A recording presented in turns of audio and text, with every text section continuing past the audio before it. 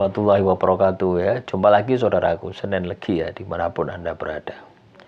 Ya, ajar materi kali ini tentang kenapa kok doa saya tidak dikabulkan. Kenapa kok saya mahaba tapi tidak dikabulkan. Karena Anda kemerungsung, tahu kemerungsung. Ya, terobsesi dengan hasilnya. Sehingga Anda ini melupakan prosesnya. Ya. Anda akan paham dengan apa yang saya sampaikan ketika Anda ini pernah menjalankan laku secara istiqomah. Anda punya amalan wirid ya, tapi Anda bisa menjalankan secara istiqomah, maka Anda akan paham ya dengan materi yang saya sampaikan ini. Kenapa doa kita ini tidak dikabulkan? Karena kita ini ketika berdoa, pikiran kita kemana-mana. Contoh ya, contoh. Saya membaca amalan ya, amalan untuk pengasihan misalkan. Ya, surat Yusuf ayat 4. Saya tujukan kepada si A gitu. Saya baca. Itqala Yusuf li abi abati inni ra'aitu ahada asra kawkaban wa syamsa wal qamara ra'aitu li sajidin. Ya. Saya baca itu. Tapi ketika saya membaca, saya terbayang-bayang wajah si A tadi. Padahal ketika kita baca itu kan kita menghadap Tuhan gitu loh ya.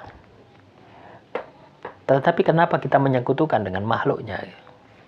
Kita berdoa kepada Tuhan, tapi pikiran kita, hati kita, perasaan kita kepada makhluknya. Nah, kira-kira Tuhan ngamuk enggak? Ya ngamuk. Ya enggak berhasil. Nah, itulah penyebab enggak berhasil. Ya. Jadi contohnya seperti itu. Makanya ketika kita ini mengamalkan sebuah amalan pengasihan atau amalan ilmu hikmah, kekebalan, kerejekian atau apapun ya. Pertama yang Anda harus miliki adalah keyakinan. Ya. Yakin. Lolek uang wis yakin ya, amalan pengasihan, amalan ilmu hikmah, amalan kerejekian, apapun itu bentuknya.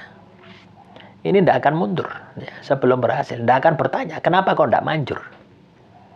Ini bukan soal usia ya. Anda mau tua, Anda mau muda. Kalau Anda paham ini ya, pasti akan berhasil. Loh ya, yakin. Sama halnya ketika Anda yakin kepada Tuhan. Itu tidak butuh pembuktian. Ya, Anda memiliki Tuhan, sudah tidak butuh pembuktian. Kenapa Anda yakin adanya Tuhan? Tapi kalau Anda tidak yakin adanya Tuhan, berarti apa? Ya tidak muncul keyakinan. Ya, yang pertama yakin. Yang kedua penghayatan penjiwaan. Jadi ketika kita membaca sebuah amalan, ya, sebuah lagu, kita ini harus bisa menjiwai, menghayati. Ini dimensinya dimensi rasa. Ya. Orang itu kadang-kadang itu terobsesi dengan bacaannya, mantranya, doanya. Itqala Yusufu li abi abati inni ra'aitu. Terobsesi dengan bacaannya itu. Sehingga itu hanya mulutnya saja yang bicara. Ya, ya ketika membaca Itqala Yusufu li abi abati, ya, harusnya pikirannya fokus di bacaan itu. Tapi tidak pikirannya kepada target. Pikirannya kepada dunia. Salah itu. Akhirnya apa? Penghayaannya tidak muncul. Ya. Jadi ketika Anda membaca Itqala Yusufu li abi abati inni ra'aitu ahada asra kawkaban wa syamsa wal qamara ra'aitu li sajidin. Itqala Yusufu, wahai Tuhan. Itqala Yusufu, dia berkata ya kepada orang tuanya ya bahwasanya 11 bulan atau bintang bersujud kepada aku. Nah, itu pikiran menerjemahkan itu.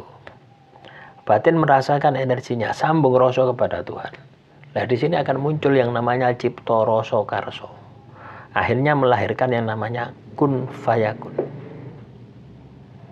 Ya, ini dimensi rasa ya. Ketika kita ini berdoa, itu masuknya dimensi rasa. Dimensi pikirnya itu adalah membaca redaksi doanya. Ini harus sinkron, harus satu tujuan. Nah, kalau Anda melakukan, ya, ketika Anda berdoa, ya, Anda menghadap Tuhan, pikiran Anda kepada manusia yang Anda targetkan, atau kepada dunia yang Anda harapkan, ya kira-kira berhasil enggak? Ya enggak akan berhasil. Akan berhasil ya, ini akan tercipta dengan sendirinya manakala Anda istiqomah. Paham? Ya, ketika Anda melakukan itu berulang-ulang ya, sampai Anda lupa dengan apa yang Anda inginkan. Ya, baru Anda akan dikabulkan. Nah, inilah pentingnya kita itu istiqomah, ya. Ketika kita tidak bisa melakukan secara, tidak memiliki keyakinan, tidak memiliki penghayatan, maka dua ini akan terbentuk ketika kita itu istiqomah, menjalankan secara berulang-ulang dan terus-menerus. Itulah manfaatnya istiqomah. Ya. Dan yang terakhir adalah pasrah dan ikhlas. Ketika kita menjalani laku, kita itu harus pasrah, kita harus ikhlas. Artinya apa? Ya wis diserahno. Nggak usah mikir mau dikabulkan, tidak dikabulkan. Yang penting apa? Saya ini berusaha. Ya, ingat prinsipnya, usaha itu tidak akan mengkhianati hasil. Ketika hasil Anda masih belum berhasil, berarti apa? Ya Anda yang melempem. Ya, ini yang harus Anda paham. Orang itu kalau banyak nafsunya ya seperti itu. Nafsunya tidak terkendali seperti itu, terobsesi dengan hasilnya. Tapi tidak memperbaiki prosesnya. Lah proses ini juga kaitannya dengan kuantiti, dengan jumlah. Anda baca pengasihan surat Yusuf ayat 4. Anda baca 7 kali. Ya kepingin berhasil, ya mungkin 10 tahun, 20 tahun lagi. Tetapi ketika Anda baca surat Yusuf ayat 4 10.000 kali setiap hari, kemungkinannya akan lebih cepat. Ya, tidak mungkin setahun ya, pasti Anda akan dikabulkan. Nah, jadi seperti itu. Ya, kita juga harus pintar, kita harus juga cerdas. Ya, mengendalikan emosi kita, mengendalikan nafsu kita, mengendalikan diri kita. Kebanyakan kita kan tidak bisa itu. Oh ini harus dilatih. Ya.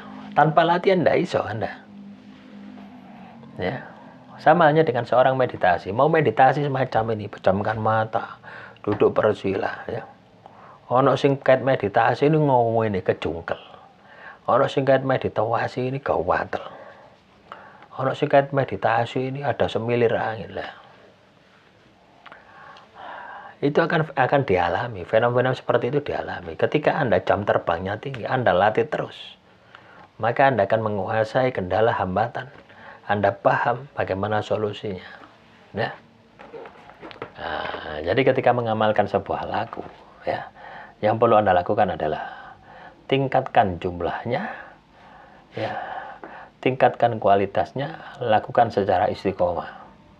Ya, nanti pasti akan berhasil. Ya, jangan terjebak dengan hasilnya ya, jangan kemerungsung dengan hasilnya, tapi nikmati prosesnya. Demikian materi yang bisa saya sampaikan. Semoga bermanfaat. Assalamualaikum warahmatullahi wabarakatuh. Salam rahayu, rahayu, rahayu.